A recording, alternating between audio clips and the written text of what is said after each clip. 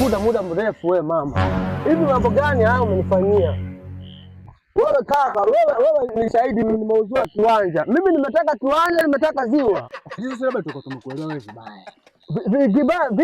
Vipi? Eneo umesema eneo ambalo unataka kufanya uwekezaji. Taje sehemu imejaa maji. Nimeshanunua tofali zile.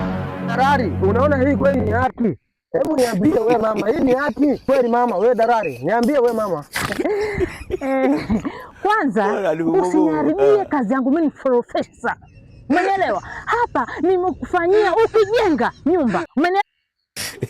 Unajenga singi puli. Sasa nisikize kwa makini. Umeelewa? Mimi najua wewe ulihitaji maji. Unaweka singi puli. Hii hapa singi puli ya kuogelea.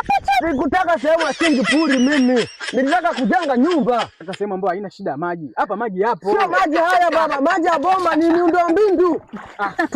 Tunazungukana. Wewe ngosha. Unajua wewe mama unabaki tu ni mwanamke. Lakini sasa ningesha kuparamia. Mimi ndio God have mercy upon us. Dalali si ni mimi? Shika. Unajua mama ananiambia wewe utamua nani? Wewe ni mataperi.